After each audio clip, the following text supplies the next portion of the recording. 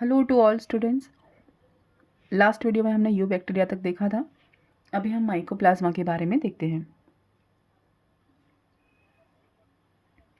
Mycoplasma के general characters देखते हैं कि सेल वॉल कैसी होती है, लेस होती है, और ये सेल वॉल लेस माइकोप्लाज्मा होते हैं और प्रोकैरियोट होते हैं। इनमें कोट लेस भी होता है, जैसे बैक्टीरिया कोटलेस बैक्टीरिया कहते हैं इनको, पीपीएलओ कहते हैं। नाम है इनके अलग अलग, जोकर ऑफ किंगडम और मोनेरा। यानी कि सारे जगत का जो जोकर है सब वो कौन है? माइकोप्लाज्मा। क्यों? क्योंकि ये अपना शेप हमेशा चेंज करता रहता है, इसका कोई फिक्स आकार नहीं होता। और लुई पास्चर ने सबसे पहले देखा था पशुओं में न्यूमोनिया जो डिजीज़ थी उसको डिस्कवर किया था। उसके बाद नौकार्ड और रस्का जो साइंटिस्ट है उन्होंने इसको अच्छी तरह से डिस्कवर किया और इसका नाम पीपीएलओ रखा, क्योंकि ये न्यूमोनिया कॉज कर रहे थे। और नोवाक ने इसको माइकोप्लाज्मा कहा। तो ये याद रखना है। फिर जनरल कैरेक्टर्स देखते हैं, तो ये प्रोकैरियोट होते हैं, यूनिसेलुलर होते हैं, यूनिसेलुलर प्रोकैरियोट।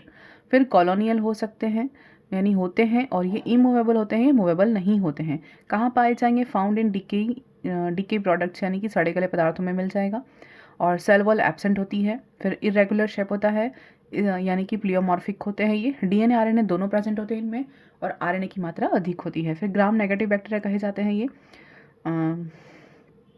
सेल मेम्ब्रेन में क्या होता है? मिसोसोम एब्सेंट होते हैं, जो एक्चुअल बैक्टीरिया में प्रेजेंट होते हैं ना, मिसोसोम, वो इसमें नहीं पाए जाते। फिर सेप्रोफाइटिक और पैरासाइटिक हो सकते हैं ये, यानी अपना फूड जो न्यूट्रिशन हैबिट है वो अलग अलग रहेगी। स्ट्रक्चर कैसा है? रेगुलर है। रिप्रोडक्शन कैसा है? सेक्सुअल और असेक्सुअल दोनों एब्सेंट रहेंगे। और वेजिटेटिव रिप्रोडक्शन रहेगा, जिसमें कि फ्यूजन हम देख सकते हैं और फ्रेगमेंटेशन देख सकते हैं। लीफ ऊपर इंसेक्ट से इसको डिस्कवर किया गया। और ड्यूरिंग ग्राफ्टिंग के ये फैलाने का, सॉरी, लिव हॉपर जो है वो इंसेक्ट से फैलते हैं। फिर ड्यूरिंग ग्राफ्टिंग के दौरान भी ये फैलता है। माइकोप्लाज्मा कैसे स्प्रेड हो रहा है ये बता रहे हैं। फिर अमरबेल से भी डिजीज स्प्रेड होती है, क्योंकि ये अमरबेल भी पैरासाइट है ना, इसलिए। फिर मोस्टली कैसे फैलेगा ये? फ्लोएम पैरेन्काइमा से फैलेगा और सीव ट्यूब को प्रभावित करता है। जब ये डिजीज स्प्रेड करता है ना माइकोप्लाज्मा, तो कहाँ प्लांट के कौन से पार्ट को प्रभावित करेगा? फ्लोएम पैरेन्काइमा को प्रभावित करेगा और सीव ट्यूब को प्रभावित करता है। फिर मुख्य पादप रोग जो है वो, एक तो गन्ने का धारी रोग, बैंगन का लघु पर्णी रोग, पपीते का गुच्छित रोग, कपास का हरितिमा रोग, मक्का का बोनापन और आलू का कुर्चिसम, ये पादप में होने वाले रोग हैं जो कि माइकोप्लाज्मा के कारण होते हैं। उसके बाद मानव रोग जो है, ये आपको अच्छे से नहीं दिख रहा हो तो एक बार मैं ऐसे कर लेती हूँ, ये अच्छे से दिख जाएगा। फिर मानव रोग जो मानव में फैलाते हैं रोग, ये कौन कौन से? माइकोप्लाज्मा, वॉकिंग न्यूमोनिया, श्वसन नाल संक्रमण, मनुष्य में बंधिता और जननांश होती है, सारे के सारे मानव में माइकोप्लाज्मा फैलाते हैं। फिर जंतुओं में, पशुओं में शोथ का होना, यानी इन्फ्लामेशन। फिर भेड़ बकरियों में एगेलेक्टियार्ड डिजीज, और मुर्गों में शीरानाल शोथ, ये सारे के सारे जंतुओं में रोग फैलाते हैं। कौन? माइकोप्लाज्मा। नेक्स्ट देखते हैं साइनोबैक्टीरिया, यानी ब्लू ग्रीन एल्गी। तो ये हम क्या पढ़ रहे हैं? हम मोनेरा पढ़ रहे थे। मोनेरा में 4 हमने डिवाइड किए हैं। सबसे पहले हमने क्या पढ़ा? मोनेरा में आर्की बैक्टीरिया पढ़ा, फिर हमने यू बैक्टीरिया पढ़ा, फिर हमने माइकोप्लाज्मा पढ़ा, और अब हम पढ़ रहे हैं साइनोबैक्टीरिया। ये 4th नंबर का है अपने पास। अब ये होते हैं मोनेरा होते हैं, यानी कि प्रोकैरियोट हैं, यूनिसेलुलर होते हैं, कॉलोनियल होते हैं, और उसके बाद फिलामेंटस होते हैं। ग्राम नेगेटिव बैक्टीरिया होते हैं साइनोबैक्टीरिया। सेल वॉल पेप्रिडोग्लाइकेन की बनी होती है। ऑटोट्रॉफिक होते हैं, फोटो ऑटोट्रॉफिक होते हैं। क्लोरोफिल प्रेजेंट होता है, क्लोरोफिल ए प्रेजेंट होता है, और ओशियन में अधिकतर पाए जाते हैं। वाटर ब्लूम कंडीशन इनके कारण होती है, साइनोबैक्टीरिया के कारण। और साइनोफाइसी फैमिली में मिलते हैं ये। राइबोसोम कौन सा होता है? 70 प्रकार का राइबोसोम होता है। ये सहजीवी सिम्बायोसिस में रहते हैं, जैसे कि लाइकिन में ब्लू ग्रीन एल्गिन कौन सा होता है? जो शैवाल है वो नॉस्टॉक होता है। इसके बाद एनाबिना, एजोला, ये सारे इसके एग्जाम्पल हैं। ये एजोला जो है वो टेरिडोफाइट होता है, और ये एनाबिना बीजीए है। ये नाइट्रोजन फिक्स करने वाले, यानी ये भी सहजीवी में रहते हैं। फिर रिप्रोडक्शन कैसे होता है? फिजन द्वारा होता है, स्पोर और जूस्पोर बनते हैं। सेक्सुअल रिप्रोडक्शन क्या होता है? इनका जेनेटिक रिकॉम्बिनेशन कहा जाता है। एग्जाम्पल कौन से हो गए साइनोबैक्टीरिया के? नॉस्टोक, एनाबिना, ऑसिलेटोरिया और स्पाइरुलिना। ये खाना वाला शैवाल है। ऑसिलेटोरिया जो पानी की टंकियाँ होती हैं ना, उनमें उग जाता है बहुत जल्दी। अब ये अपने पास तो हो गया मोनेरा। अब सेकेंड किंगडम अपने पास कौन है? प्रोटिस्टा। तो प्रोटिस्टा के बारे में देखते हैं। ये तो अपन शॉर्ट में देख रहे हैं। यूजी लेवल का। पीजी लेवल का जो है डिटेल में जूलॉजी का चैनल है ना ये, तो मैंने एनिमल किंगडम को कंप्लीट यहाँ पे जो कोटपाल बुक है उस कोटपाल को बहुत इजी करके रखा है, क्योंकि वो बीएससी भी इसमें आता है। 55 क्वेश्चन तो बीएससी से आते हैं, 55 क्वेश्चन जो होते हैं फर्स्ट ग्रेड में अपने वो 11-12 से आते हैं। तो वो वाला पोर्शन मैंने करवा रखा है। अभी फर्स्ट ग्रेड के अकॉर्डिंग मैंने ये इसलिए नया 11th बेस या आरबीएससी और एनसीईआरटी से शुरू किया है, तो ये बेस हम देख रहे हैं। लेकिन वो अपना जो जूलॉजी का है यानी कि बीएससी और एमएससी लेवल का है, वो कंप्लीट जूलॉजी के सारे लेक्चर वहाँ पर आपको मिल जाएंगे। फिर प्रोटिस्टा में देखते हैं वर्ड किसने दिया? प्रोटिस्टा हिकल ने दिया। 3 किंगडम क्लासिफिकेशन में मोनेरा को जोड़ा तभी 3 बना, यानी प्लांटी एनिमेलिया के साथ किसको जोड़ा? 3 प्रोटिस्टा को जोड़ा। थर्ड यूकैरियोटिक यूनिसेलुलर ऑर्गेनिज्म, एकमात्र जो है वो यूकैरियोटिक यूनिसेलुलर ऑर्गेनिज्म कौन है? प्रोटिस्टा है। एक्चुअल जो हम इसमें रिप्रोडक्शन देखा जाता है कौन सा? सेक्सुअल हम देख पाते हैं इसमें पहली बार। फिर फोटोसिंथेटिक होते हैं ये, नॉन फोटोसिंथेटिक भी पाए जाते हैं, ठीक है, प्रोटिस्टा। उसके बाद यूग्लिना, प्रोटोजोआ, ये 4 प्रकार के प्रोटिस्टा हमें मिलते हैं। फोटोसिंथेटिक प्रोटिस्टा कौन कौन से होते हैं? पहला तो है क्राइसोफाइटा। दूसरा क्राइसोफाइटा में हम किस किस को इंक्लूड करते हैं? डायटम्स को और गोल्डन एल्गी को और डाइनोफ्लैजिलेट्स को कंसिडर करते हैं। डायटम, गोल्डन एल्गी या डस्टमिन भी कहते हैं, और डाइनोफ्लैजिलेट, ये तीनों कौन है? इन तीनों को मिला के हम संयुक्त रूप से क्या कहते हैं? क्राइसोफाइटा कहते हैं। फिर दूसरा क्या कौन है? Non photosynthetic protista. Non photosynthetic में कौन आता है? कंज्यूमर प्रोटिस्टा भी कहे जाते हैं, जैसे कि स्लाइम मोल्ड्स मिक्सोफाइटा में आते हैं। स्लाइम मोल्ड्स किस में आते हैं? मिक्सोफाइटा में आते हैं। अभी क्लासिफिकेशन पढ़ेंगे उसमें देखेंगे। फिर थर्ड है यूग्लिना। यूग्लिना में कौन है? लिंकेज होता है प्लांट एनिमल के बीच का, डिटेल में पढ़ेंगे। प्रोटोजोआ, फर्स्ट एनिमल, पहला जो प्रथम एनिमल कौन है? प्रोटोजोआ। प्रोटोजोआ कंप्लीट मैंने जूलॉजी में एनिमल किंगडम में यानी कि इनवर्टिब्रेट्स की कोटपाल की सीरीज मैंने लगा रखी है, उसमें सारे चैप्टर हैं, सारे प्रोटोजोआ टू इकाइनोडर्मेटा तक कंप्लीट मैंने डिटेल पढ़ा रखा है, आप देख सकते हैं अगर जिसको पढ़ना है वो। फिर डेस्मिड। डेस्मिड कौन है? गोल्डन एल्गी कहे जाते हैं, फ्रेश वाटर में मिलते हैं, फ्लैजेला प्रेजेंट होता है। उसके बाद डायटम्स। डायटम्स कौन होते हैं? इनमें ये 2 वॉल वाले होते हैं। डाई यानी दो का पार्ट, ऐसे साबुदानी होती है ना, वैसा इनका स्ट्रक्चर होता है। फिर ऊपर वाले को एपिथिका कहते हैं, नीचे वाली सरफेस होती है उसको हाइपोथिका कहते हैं। ये सिलिका के बने होते हैं, क्लोरोप्लास्ट, ए बी और कैरोटिनॉइड प्रेजेंट होते हैं। फिर डाइनोफ्लैजिलेट्स जो है वो 2 फ्लैजिला प्रेजेंट होते हैं, मराइन वाटर में मिलते हैं, सेल्डोस प्रेजेंट होता है। फूड के फॉर्म में अगर स्टोर करा जाता है तो स्टार्च को स्टोर करते हैं ये। फिर फाइटोप्लैंक्टन्स होते हैं सबसे ज़्यादा ये डाइनोफ्लैजिलेट्स। फाइटोप्लैंक्टन्स ढूंढे तो सबसे ज़्यादा यही होते हैं सब। इनका कलर होता है गोल्डन ब्राउन। और एग्जांपल नॉक्टिल्यूका, जिसको हम समुद्री भूत कहते हैं, गोनियोलैक्स रेड टाइड के लिए ये इंपॉर्टेंट है बहुत। तो ये अपना हो गया प्रोटिस्टा। अभी आगे और देखते हैं।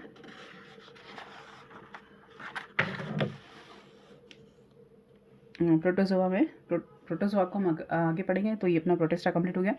अब है अपने थर्ड है फंगी, फंगस। फंगस यानी इसका कॉमन नेम है मशरूम। स्टडी ऑफ फंगस क्या कहा जाता है? माइकोलॉजी कहा जाता है। फादर ऑफ माइकोलॉजी कौन है? P.A. Micheli. Father of modern mycology कौन है? De Bary. Father of Indian mycology कौन है? बटलर। ये ध्यान रखना है। फिर यूकैरियोटिक मल्टीसेलुलर ऑर्गेनिज्म होते हैं, कौन होते हैं? फंगी। यूकैरियोटिक मल्टीसेलुलर होते हैं फंगी। लेकिन इनमें एक अपवाद होता है, वो यीस्ट होता है, क्योंकि वो यूनिसेलुलर होता है, क्योंकि ये यूकैरियोट यूनिसेलुलर होता है। फिर हेट्रोट्रॉफिक जो होते हैं ये और एब्जॉर्प्शन के थ्रू अपना फूड इंटेक करते हैं, जो पैरासाइट भी हो सकते हैं, जो सेप्रोफाइटिक भी हो सकते हैं और सिम्बायोसिस में भी रह सकते हैं।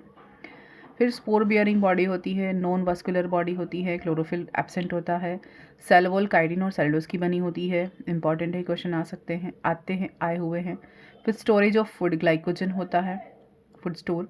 बॉडी स्ट्रक्चर कैसा होता है इनमें, हाई कवक तंतु जो होते हैं ना, कवक तंतु वो मिलकर क्या बनाते हैं, हाइफी बनाते हैं, और बहुत सारे हाइफी मिलकर माइसीलियम बनाते हैं।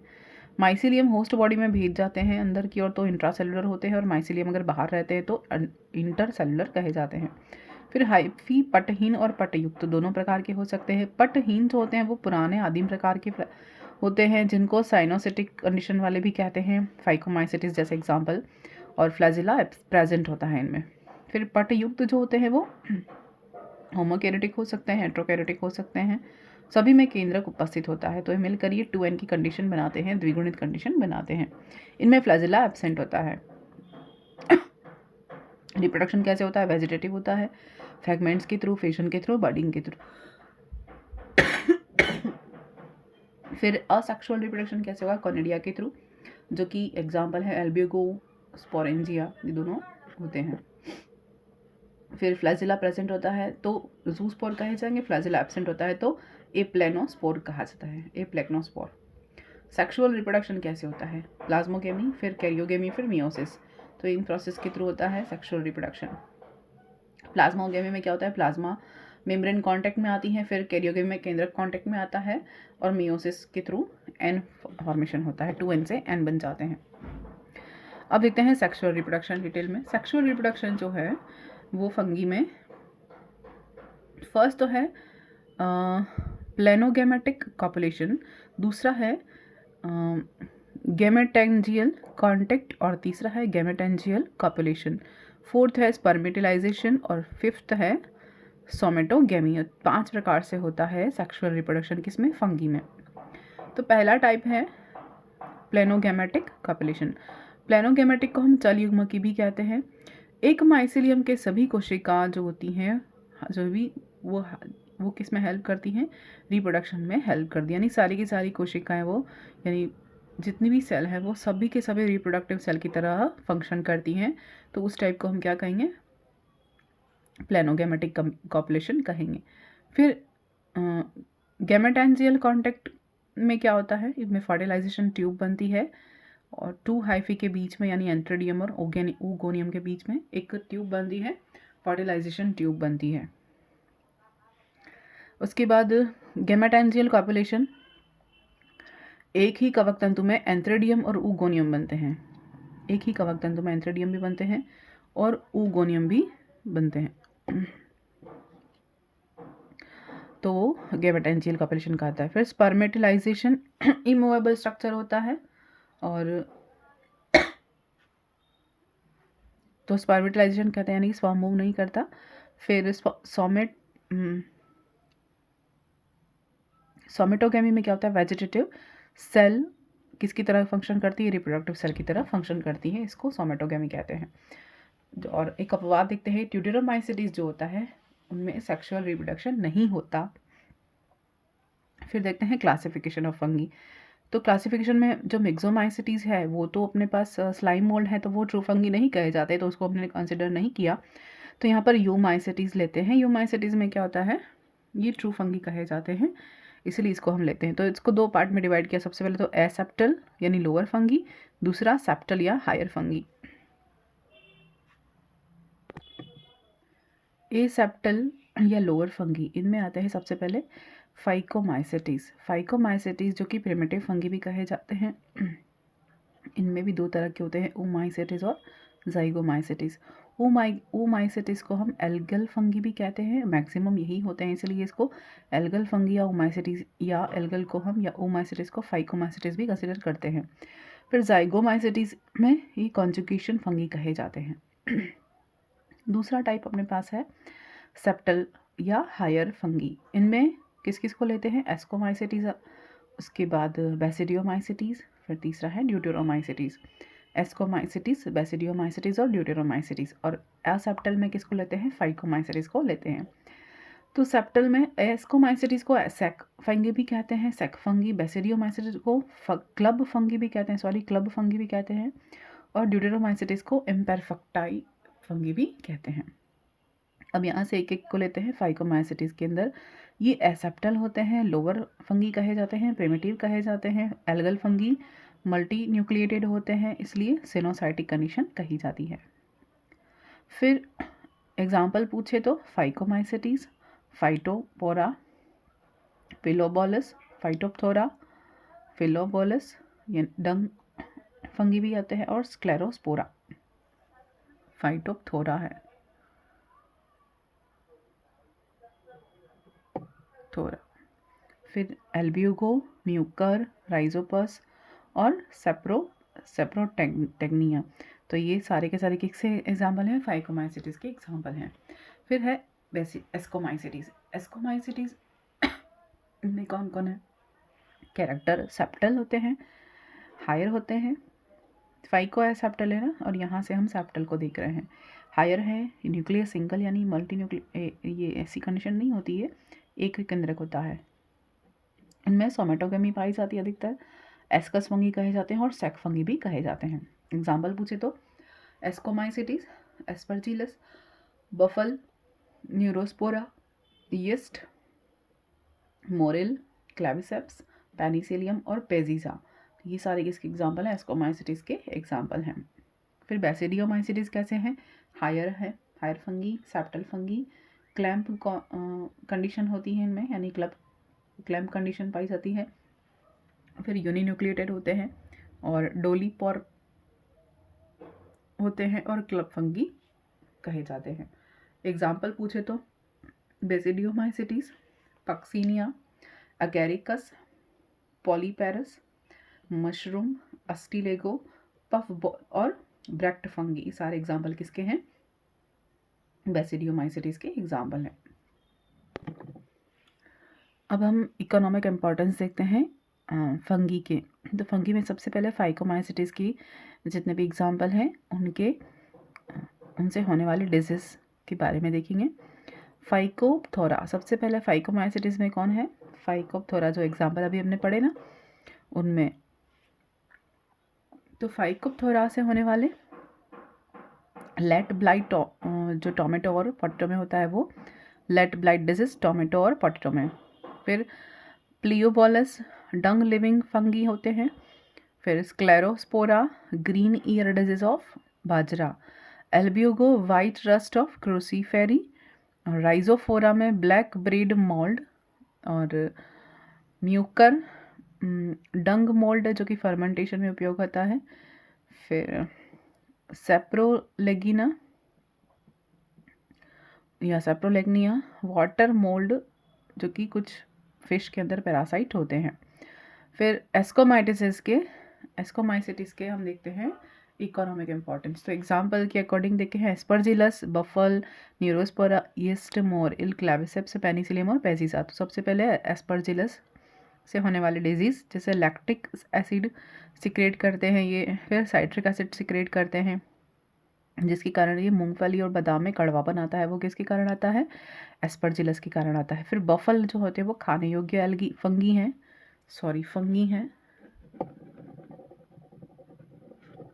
खाने योग्य फंगी हैं।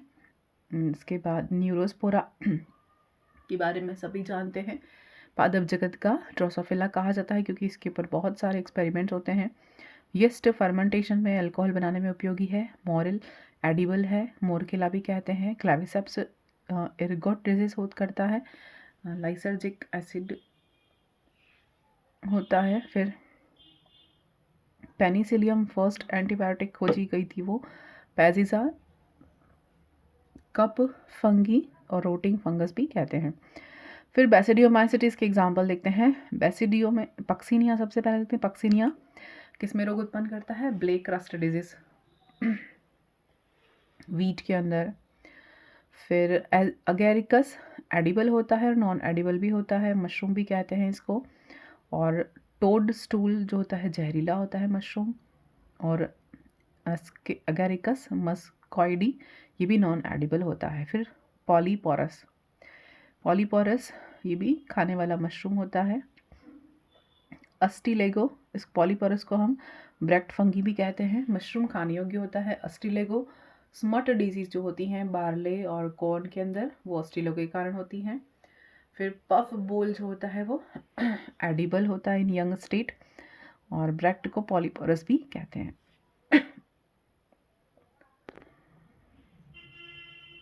इसके बाद हम देखेंगे इकोनॉमिक इम्पोर्टेंस ऑफ ड्यूटेरोमाइसेटिस।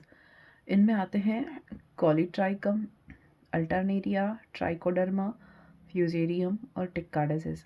तो कॉलीट्राइकम जो है वो किस कौन सी डिजीज़ कॉज करता है? रेड रोट, जो शुगर केन में होती है।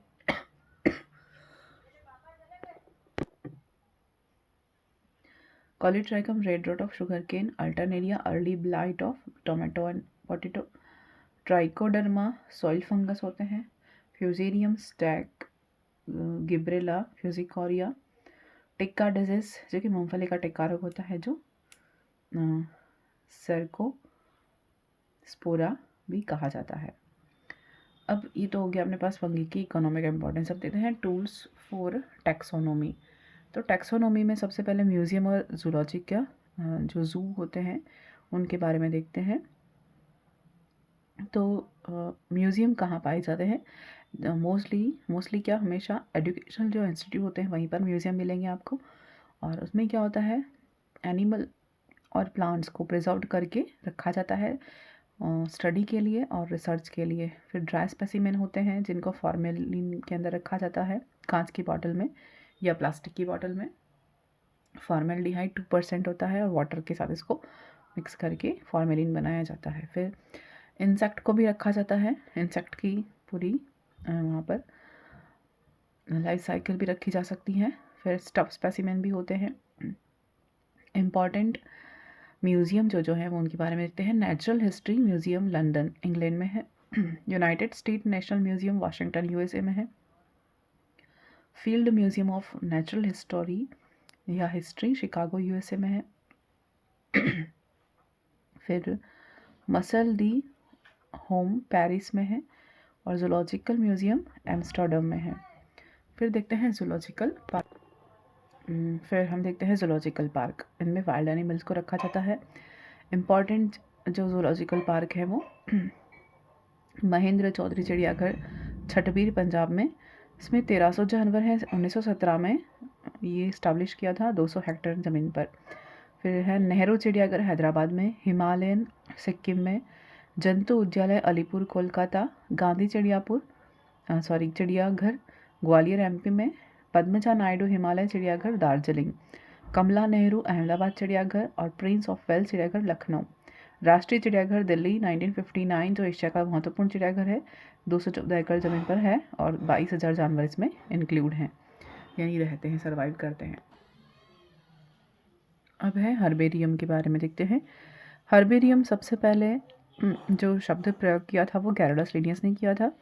हर्बेरियम का वर्गीकरण बेंथम हुकर का जो वर्गीकरण है वो हर्बेरियम शीट में फॉलो किया जाता है। उसके बाद फर्स्ट हम जो यूनिवर्सिटी ऑफ पाडवा इटली में पहली बार हर्बेरियम इंट्रोड्यूस किया गया। फिर इसमें ड्राई और प्रिजर्व्ड स्पेसिमेन होते हैं जो कलेक्ट किए जाते हैं और यूज़ इन रिसर्च लैब। फिर इंस्ट्रूमेंटल यूज़ इंस्ट्रूमेंट्स क्या क्या यूज़ किए जाते हैं हर्बेरियम के अंदर, खुरपी है। फिर एल्यूमिनियम का जो बॉक्स होता है उसको वैस्कुलम कहते हैं, कैची, पादप प्रेस जिसका साइज़ होता है 30 × 45 सेंटीमीटर और 12 × 18 सेंटीमीटर। फिर ये VMW शेप में इसको फोल्ड करके रखा जाता है, क्योंकि फोल्ड करके ही रखा जाता है, कहीं से मोड़ा नहीं जाता फिर या कट नहीं किया जाता। फिर नोटबुक साथ में रखी जाती है कि कहाँ से कलेक्ट किया और उसका नेम, उसके बारे में सारी इन्फॉर्मेशन जो होती हैं वो किसने कलेक्ट किया, वो सारी इन्फॉर्मेशन हमें लिखनी होती हैं, क्योंकि बाद में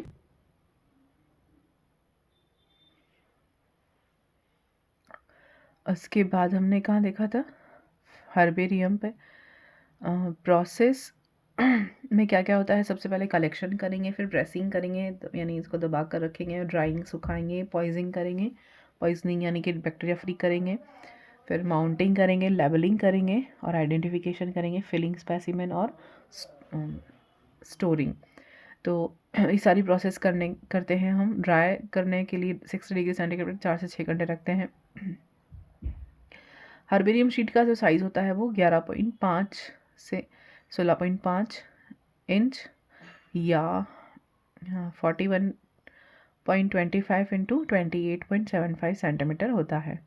और इसमें स्टरलाइज करने के लिए HgCl का उपयोग करते हैं, फिर इंफॉर्मेशन डिटेल जो होती वो जो हम कॉर्नर में नीचे लिखते हैं ना, कॉलम बना के क्लासिफिकेशन लिखते हैं, उसका साइज़ कितना होता है 3 इंच से 5 इंच। सॉरी। अब इम्पॉर्टेंट जो इतने हर्बेरियम और बॉटनिकल गार्डन देखते हैं। रॉयल बॉटनिकल गार्डन क्यू में है। Indian botanical garden Shivpur Kolkata में। राष्ट्रीय वानस्पतिक अनुसंधान लखनऊ में है। लॉयड वानस्पतिक उद्यान दार्जिलिंग में है। वन अनुसंधान संस्थान देहरादून में है। फिर हर्बेरियम में सबसे पहले देते हैं the central national herbarium Calcutta में है, पहला है, जो 1793 में बना, विलियम रॉक्सबर्ग के द्वारा, और फादर ऑफ हर्बेरियम भी कहे जाते हैं। उसके बाद इनमें क्या क्या होता है, इनमें क्या क्या है, एंजियोस्पर्म है, इनमें जिम्नोस्पर्म है, टेरिडोफाइट है, सारे के सारे यहाँ पर मिलते हैं। फिर राष्ट्रीय वानस्पतिक शोध संस्थान लखनऊ, जो कि NBRI भी कहा जाता है, संस्थापना है 1948 में हुई थी। फिर वन अनुसंधान पादप संग्रहालय देहरादून में है 1908 में। और राजस्थान यूनिवर्सिटी, चारों हर्बेरियम है यहाँ मिलते हैं। फिर टैक्सोनॉमी अगर हम यहाँ देखें तो ये मैंने पहले ये चीज़ आपको टैक्सोनॉमी शुरुआत में बताया था इंट्रोडक्शन में, तो ये रह गया था कि सिस्टमैटिक्स तक तो हमने देख लिया था। सिस्टमैटिक्स में जब फेनेटिक्स जोड़ा जाता है, यानी कि बाह्य लक्षण भी जुड़ जाते हैं, फेनेटिक्स भी जोड़ दिया जाता है, तो इन दोनों को मिला के क्या कहा जाता है, नियो सिस्टमैटिक कहा जाता है। नियो सिस्टमैटिक्स को वर्ड देने वाले थे जूलियन हक्सले, ये याद रखना है। ये थोड़ा हायर लेवल का हो गया लेकिन फिर भी बता दिया। फिर टाइप्स देखते हैं अगर टैक्सोनॉमी में। अल्फ़ा टैक्सोनॉमी किसको कहते हैं, जब हम आइडेंटिफिकेशन और नॉमेनक्लेचर को इंक्लूड करें तो अल्फ़ा टैक्सोनॉमी कही जाती है। जब हम बीटा टैक्सोनॉमी में क्या होता है, ओनली क्लासिफिकेशन रखते हैं, तो बीटा टैक्सोनॉमी कही जाती है। और गामा टैक्सोनॉमी या ओमेगा टैक्सोनॉमी कब कही जाती है, जब सिस्टमैटिक्स की स्टडी की जाती है ओनली, तब गामा या ओमेगा टैक्सोनॉमी कही जाती है। अब देखते हैं बॉटनिकल गार्डन। बॉटनिकल गार्डन क्या होते हैं, एक्सिटू कंजर्वेशन होते हैं, यानी बहिस्थानी जो है संरक्षण होता है। उसके बाद नॉमेनक्लेचर, पादपों का यहाँ तुलनात्मक अध्ययन किया जाता है, क्लासिफिकेशन किया जाता है, नॉमेनक्लेचर किया जाता है। और प्रयोगशाला अध्ययन के लिए इम्पॉर्टेंट है और हॉर्टिकल्चर यहाँ पर किया जाता है। प्लांट की बहिरंग प्रयोगशाला है, फिर या बहिस्थाने भी कहते हैं। वर्तमान संस्था जो है वो दिसंबर 2017 तक 39 भारत में टोटल बॉटनिकल गार्डन हैं। विश्व में प्रमुख बॉटनिकल गार्डन कौन कौन से हैं, तो पादुआ बॉटनिकल गार्डन इटली में 1545 में सबसे पहला जो था वो फर्स्ट यही था। इंडियन बॉटनिकल गार्डन कलकत्ता, फिर है royal botanical garden Q England में 1841 में स्थापित था। फिर भारत के प्रमुख बॉटनिकल गार्डन कौन कौन से हैं, भारतीय वनस्पति शिवपुर कोलकाता 1787 में, ये लार्जेस्ट और ओल्डेस्ट है। कलकत्ता वनस्पतिक उद्यान, इंडियन रॉयल बॉटनिकल गार्डन भी कहा जाता है इसको, अलग अलग नाम है। और वर्तमान नाम क्या है इसका, आचार्य जगदीश चंद्र बोस इसका वर्तमान नाम है, आचार्य जगदीश चंद्र बोस वानस्पतिक उद्यान, जिनमें कि 200 वर्ष पुराना एक बरगद का पेड़ भी है। और इसकी शुरुआत किसने की थी 1787 में, कर्नल रॉबर्ट किड ने की थी। इसमें क्या क्या मिलता है, कैक्टस हैं, मॉस हैं, सब मिलते हैं, और 110 हेक्टेयर भूमि पर ये बना हुआ है। दूसरा है नेशनल बॉटनिकल गार्डन लखनऊ 1865 में अवध के नवाब द्वारा शाही बाग की शुरुआत की थी सबसे पहले उसकी। और इसमें आर्टिमीजियम मैरिटीना एक प्लांट है जिससे कि सेटोनिम मेडिसिन प्राप्त की जाती है। फिर यहाँ पर नींबू, गुलाब, ये सारी की खेती मतलब सारे यहाँ पर अवेलेबल हैं। फिर प्रशासन किसके द्वारा चलाया जा रहा है, CSIR द्वारा चलाया जा रहा है नेशनल बॉटनिकल गार्डन लखनऊ का। उसके बाद है loyal botanical garden. Loyal botanical garden जो है वो कहाँ पर है, हिल स्टेशन पर है और 6000 फीट की ऊंचाई पर है। यहाँ सदाबहार पर्णपाती वन पाए जाते हैं। उसके बाद है वानस्पतिक उद्यान सहारनपुर। सहारनपुर जो है वो यूपी में है, 1799 में है इसको स्टैब्लिश किया गया। जाबिता शासक एक था, उसके शासनकाल में शुरुआत की गई थी। फिर JF डची ने एक बुक लिखी थी the flora of upper Gangetic plains and adjacent Shivalik hills, तो ये बुक का नाम है। फिर 5 है लाल बाग उद्यान बेंगलुरु, 1799 में था। फिर ये मैसूर शासक के द्वारा स्टैब्लिश किया गया, उसमें 10,000 बोनसाई मिलते हैं। तो ये था अपना बॉटनिकल गार्डन, टैक्सोनॉमी। अब है कुछ टर्म है टाइपिफिकेशन एंड टैक्सोनॉमी, देखते हैं। सबसे पहले जो हम स्पेसिमेन कलेक्ट करते हैं, टाइपिफिकेशन में हम जिसे स्पेसिमेन कलेक्ट करते हैं, तो जिस स्थान से हम मेन स्पेसिमेन कलेक्ट करते हैं, और मेन स्पेसिमेन कलेक्ट, बहुत सारे स्पेसिमेन एक साथ हम कलेक्ट करते हैं क्योंकि फ्यूचर के लिए हम इसको स्टोर करके रखते हैं। जैसे सेम लोकेलिटी से हमने बहुत सारे स्पेसिमेन कलेक्ट किए हैं, एक ही लोकेलिटी से। तो जो होलोटाइप होते हैं वो क्या कहे जाते हैं, जो मुख्य पादप होता है जिसको हमने मेन स्पेसिमेन के फॉर्म में रखा है। एक बार तो हम सारे के सारे स्पेसिमेन ले आए हैं, लेकिन जब उसको नाम लिख कर और उसकी सारी क्लासिफिकेशन लिख कर, उसको सारी डिटेलिंग करके जो हम मेन स्पेसिमेन के फॉर्म में रखते हैं, उसको हम कहते हैं, ऑब्जेक्ट को होलोटाइप कहते हैं। उस टाइप को हम क्या कहते हैं, होलोटाइप कहते हैं। उसके बाद आइसोटाइप क्या होता है कि जो होलोटाइप की जगह पर अगर दूसरा प्लांट रखना हो, डुप्लीकेट प्लांट रखना हो, तो उसको हम आइसोटाइप कहते हैं। जब होलोटाइप अवेलेबल ना हो तो हम जो प्लांट रखते हैं वो आइसोटाइप कहा जाता है। फिर पैराटाइप क्या होता है? पैराटाइप जो होता है, जो आइसोटाइप थे, उन आइसोटाइप से बचे हुए स्पेसिमेन जो कि नेम बियरिंग नहीं थे, अगर उसको हम यूज़ करते हैं तो स्पेसिमेन के फॉर्म में, तो उसे पैराटाइप कहा जाता है। फिर सिन टाइप क्या होता है? सिन टाइप में सेम स्पीशीज़ की बहुत पूरी सीरीज़ हम रख देते हैं। जैसे कि सीरीज़ में क्या हो जाएगा, एग है, लार्वा है, प्यूपा है, तो और फिर एडल्ट, वो सारी की सारी पूरी सीरीज़ रख दें अगर किसी भी स्पेसिमेन की या किसी एनिमल की, तो वो सिन टाइप कहा जाता है। फिर लैक्टोटाइप क्या होता है? जब ओरिजिनल मटेरियल नष्ट हो जाता है तो उन जो पैराटाइप जो है बचे हुए, उनमें से कोई एक स्पेसिमेन को अगर हम मेन स्पेसिमेन बनाना चाहते हैं तो उसको मेन स्पेसिमेन के फॉर्म में यूज़ करते हैं, तो वो क्या कहा जाता है? लैक्टोटाइप कहा जाता है। फिर टोपोटाइप क्या होता है? टोपोटाइप यानी कि सारे पैराटाइप जब समाप्त हो जाते हैं तब से सेम लोकेलिटी से अगर हम दोबारा स्पेसिमेन कलेक्ट करके लाते हैं और उसको हम स्पेसिमेन के फॉर्म में रखते हैं, तो टोपोटाइप कहा जाता है। और नियोटाइप क्या होता है? यानी अगर सेम लोकेलिटी से अवेलेबल ना हो और किसी अदर लोकेलिटी से हमें स्पेसिमेन लाना पड़े, तो वो क्या कहा जाता है? नियोटाइप कहा जाता है। और एलोटाइप क्या होता है? एलोटाइप यानी कि अगर ऑपोजिट सेक्स को साथ में रखें, यानी कोई भी स्पेसिमेन है अगर उसमें मेल और फीमेल दोनों को हम साथ में रख रहे हैं, तो वो एलोटाइप कहा जाता है। तो ये टैक्सोनॉमी यहाँ पर ख़त्म तो नहीं होती। टैक्सोनॉमी बहुत कुछ है, ये क्लासिफिकेशन, बायोलॉजिकल क्लासिफिकेशन में, और आगे हम कंटिन्यू करेंगे। Thank you.